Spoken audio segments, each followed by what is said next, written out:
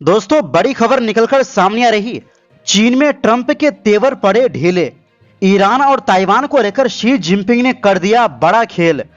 Trump के 3T plan को झटका। वहीं दूसरी ओर होर्मुज स्ट्रेट में गुजरात का एक और जहाज डूबा। ओमान तट के पास हादसा। 14 क्रू मेंबर्स थे सवार। जानेंगे इनका क्या हुआ, और साथ में आपको बताएंगे रूस का अफगान तालिबान के साथ फुल पार्टनरशिप बनाने का ऐलान। दुश्मनों की उड़ी नींद। और साथ में आपको बताएंगे अमेरिका में चीन के सीक्रेट पुलिस स्टेशन का खुलासा। वाशिंगटन की बड़ी टेंशन। इनके अलावा फ्रांसीसी राष्ट्रपति ईरानी एक्ट्रेस को करते थे मैसेज। दावा, मैक्रोन को इस वजह से पत्नी ने मारा थप्पड़। तो बिना वक्त गवाए बात करते हैं खबरों की। दोस्तों, बीजिंग में अमेरिकी राष्ट्रपति ट्रंप भले ही गर्मजोशी दिखाने की कोशिश कर रहे हो, लेकिन उनके तेवर ठंडे पड़े हुए हैं। ईरान को घुटनों पर लाने की जिद में अमेरिका खुद चीन के सामने झुकता नजर आ रहा है।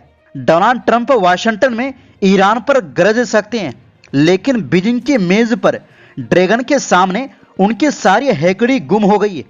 ट्रंप साख बचाने गए थे, मगर जिनपिंग ने ताइवान और ईरान के ट्रैप में ऐसा दबाव बनाया कि अमेरिका खाली हाथ लौट सकता है। दरअसल ट्रंप ट्रेड, टेक्नोलॉजी और तेहरान यानी 3T एजेंडा लेकर चीन पहुंचे थे, लेकिन चीन ने पूरा खेल ताइवान के मुद्दे पर घुमा दिया। चीन ने ताइवान के आसपास 3 लेयर वाली सैन्य घेराबंदी तैयार कर रखी। पहली लेयर ताइवान स्ट्रेट के आसपास है, जहां लगातार निगरानी, कोस्ट गार्ड और मैरीटाइम मिलिशिया तैनात है। दूसरी लेयर में J-20 फाइटर जेट और S-400 एयर डिफेंस सिस्टम मौजूद है, जो ताइवान के एयर स्पेस पर नजर रखे हुए हैं। तीसरी और सबसे बड़ी लेयर फिलीपींस सागर और बाशी चैनल तक फैली हुई, जहां चीन की एयरक्राफ्ट कैरियर स्ट्राइक ग्रुप तैनात है। इसका मकसद जरूरत पड़ने पर अमेरिका और जापान को दूर रखना माना जा रहा है। यही वजह है कि चीन साफ संकेत दे रहा है कि ईरान या किसी बड़े मुद्दे पर बातचीत उसकी शर्तों पर होगी।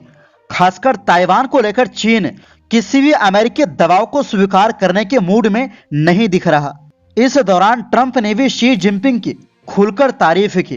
उन्होंने कहा कि दोनों देशों के बीच जब भी कोई समस्या आई, उसे जल्दी सुलझा लिया गया और भविष्य में भी चीन अमेरिका रिश्ते मजबूत रह सकते हैं। वहीं चीनी राष्ट्रपति शी जिनपिंग ने कहा कि ट्रंप की ये कई सालों बाद पहली चीन यात्रा है और पूरी दुनिया की नजर इस मुलाकात पर टिकी हुई। बैठक में ताइवान सबसे बड़ा मुद्दा रहा। चीन ने साफ कहा कि अगर अमेरिका ताइवान में ज्यादा दखल देगा तो तनाव और बढ़ सकता है। वहीं होर्मुज स्ट्रेट को खुला रखने पर दोनों पक्ष सहमत दिखे, लेकिन चीन किसी भी नई सैन्य तैनाती के खिलाफ नजर आया। मतलब चीन का मकसद साफ है, अब ईरान पर दोबारा हमला नहीं होना चाहिए। हालांकि बीजिंग में बातचीत शांत माहौल में हुई, लेकिन साउथ चाइना सी में तनाव अब भी बना हुआ है। अमेरिका ने जापान, फिलीपींस और ओकिनावा में अपने सैन्य ठिकानों पर F-35, F-15X, हिमार्स और टॉमहॉक मिसाइलें तैनात कर रही। वहीं ताइवान के आसपास अमेरिकी युद्धपोत भी मौजूद है। इसके बावजूद बीजिंग में ट्रंप के तेवर पहले जैसे आक्रामक नहीं दिखे। माना जा रहा है कि चीन ने पहले ही ईरान के विदेश मंत्री को बीजिंग बुलाकर यह संकेत दे दिया था कि तेहरान के मुद्दे पर उसका प्रभाव काफी मजबूत है। ऐसे में ट्रंप समझ चुके हैं कि अगर ईरान युद्ध लंबा खींचता है तो अमेरिका को आर्थिक और रणनीतिक नुकसान बढ़ सकता है, और इसी वजह से चीन के साथ टकराव की जगह फिलहाल संतुलन बनाकर चलने की कोशिश की जा रही। वहीं दूसरी ओर दोस्तों, ईरान जंग के बीच होर्मुज स्ट्रेट में गुजरात का एक और मालवाहक जहाज डूब गया। हाजी अली नाम का जहाज 13 मई की सुबह ओमान के समुद्री क्षेत्र से गुजर रहा था, तभी उससे कोई ड्रोन या मिसाइल जैसा हथियार टकरा गया। हादसे के बाद जहाज में आग लग गई। हालांकि ओमान कोस्ट गार्ड ने सभी 14 क्रू मेंबर्स को सुरक्षित बचा लिया। गुजरात के द्वारका निवासी और जहाज मालिक सुल्तान अहमद अंसार ने बताया कि MSV हाजी अली जहाज बेरबेरा पोर्ट से शारजा जा रहा था। ओमान के समुद्री तट के पास जहाज हादसे का शिकार हो गया। क्रू मेंबर्स ने बताया कि जहाज से किसी विस्फोटक जैसी चीज के टकराने की आवाज सुनाई दी थी। इसके बाद जहाज में आग लग गई। हालात बिगड़ने पर सभी 14 क्रू मेंबर्स ने लाइफ बोट की मदद से जहाज छोड़ा। दोस्तों, इससे पहले 7 मई को भी होर्मुज स्टेट से गुजर रहा गुजरात के द्वारका का एक और मालवाहक जहाज MSVAL फैज नूरे सुलेमानी 1 भी अमेरिका और ईरान नेवी के बीच फायरिंग का शिकार हुआ था। वहीं दूसरी ओर रूस ने साफ कर दिया है कि अब वो अफगानिस्तान की तालिबान सरकार के साथ पूर्ण साझेदारी यानी फुल पार्टनरशिप की तरफ बढ़ रहा है। मॉस्को ने सिर्फ खुद ही नहीं बल्कि क्षेत्र के दूसरे देशों से भी काबुल के साथ रिश्ते मजबूत करने की अपील की है। रूस की सुरक्षा परिषद के सचिव सरगेई शोइगु ने कहा कि अफगानिस्तान के साथ सहयोग अब क्षेत्रीय सुरक्षा और विकास के लिए बेहद जरूरी हो गया है। शोइगु ने बताया कि रूस और तालिबान सरकार के बीच लगातार व्यवहारिक बातचीत चल रही है। इसमें सुरक्षा, व्यापार, संस्कृति और मानवीय सहायता जैसे कई अहम मुद्दे शामिल हैं। उन्होंने ये बयान शंघाई सहयोग संगठन यानी SCO की बैठक के दौरान दिया। इस संगठन में चीन, भारत, पाकिस्तान, ईरान और मध्य एशिया के कई देश शामिल हैं। रूस पिछले साल तालिबान सरकार को औपचारिक मान्यता देने वाला पहला देश बना था। गौरतलब है कि तालिबान ने अगस्त 2021 में अफगानिस्तान की सत्ता पर कंट्रोल कर लिया था, जब अमेरिका और उसके सहयोगी देश करीब 20 साल बाद अफगानिस्तान से भाग खड़े हुए थे। दिलचस्प बात यह है कि रूस ने साल 2003 में तालिबान को आतंकवादी संगठन घोषित किया था, लेकिन अप्रैल 2025 में मॉस्को ने यह प्रतिबंध हटा लिया। अब रूस का कहना है कि अफगानिस्तान से लेकर मध्य पूर्व तक सक्रिय चरमपंथी संगठनों के बढ़ते खतरे को देखते हुए काबुल के साथ सहयोग बेहद जरूरी हो गया है। शोइगु ने SCO देशों से यह भी अपील की कि अफगानिस्तान के साथ संपर्क समूह को फिर से सक्रिय किया जाए, यानी फिर से एक्टिव किया जाए, ताकि क्षेत्रीय सुरक्षा, आतंकवाद और स्थिरता जैसे मुद्दों पर मिलकर काम किया जा सके। वहीं दूसरी ओर न्यूयॉर्क के फेडरल कोर्ट ने अमेरिकी नागरिक लू जियान वांग को चीन सरकार की ओर से सीक्रेट पुलिस स्टेशन चलाने के मामले में दोषी ठहराया है। अभियोजन पक्ष का दावा है कि ये स्टेशन मैनहट्टन के चाइना टाउन इलाके में संचालित हो रहा था।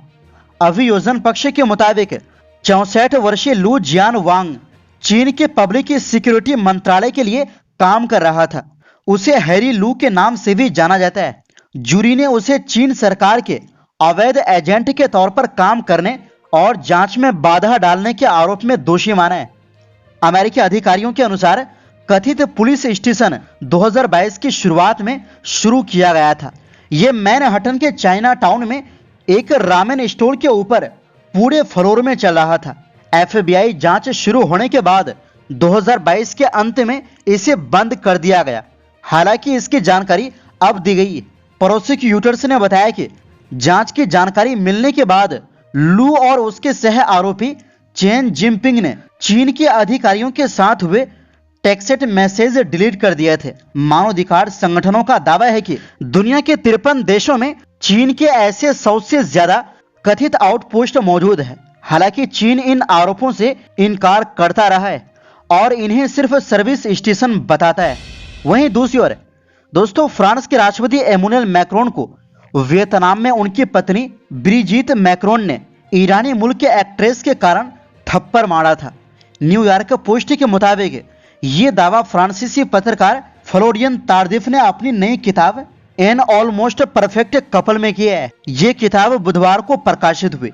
किताब में कहा गया है कि ये विवाद ईरानी मूल की अभिनेत्री गोलशिफ्ते फराहानी और राष्ट्रपति मैक्रोन के बीच कथित चैट की वजह से हुआ था। रिपोर्ट के अनुसार राष्ट्रपति मैक्रोन अभिनेत्री को मैसेज भेजते थे। एक मैसेज में उन्होंने कथित तौर पर लिखा था, मुझे तुम बहुत खूबसूरत लगती हो। फ्रांसीसी मीडिया रिपोर्ट्स के मुताबिक मैक्रोन और फराहानी के बीच कई महीनों तक प्लेटोनिक रिलेशनशिप यानी दोस्ती वाला रिश्ता बना रहा। हालांकि रिपोर्ट में कहा गया कि यह रिश्ता सिर्फ भावनात्मक और निजी बातचीत तक सीमित था। मैक्रोन पिछले साल 25 मई को वियतनाम दौरे पर पहुंचे थे। इसी दौरान हनोई के नोई बाई इंटरनेशनल एयरपोर्ट पर उनकी पत्नी उन्हें थप्पड़ मारती दिखी थी। जो वीडियो सोशल मीडिया पर काफी वायरल हुआ था। हालांकि ब्रिजिट मैक्रोन की टीम ने इन सभी दावों को गलत बताया है।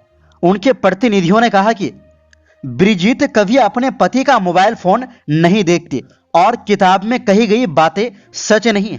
दूसरी तरफ अभिनेत्री गोल्डशिफ्ते फराहानी ने भी राष्ट्रपति मैक्रोन के साथ किसी रिश्ते की खबरों को पहले ही खारिज कर दिया था। मार्च में दिए एक इंटरव्यू में उन्होंने कहा था कि कुछ लोग प्यार की कमी की वजह से ऐसी कहानियां बना लेते हैं। तो फिलहाल के लिए इस रिपोर्ट में बस इतना ही।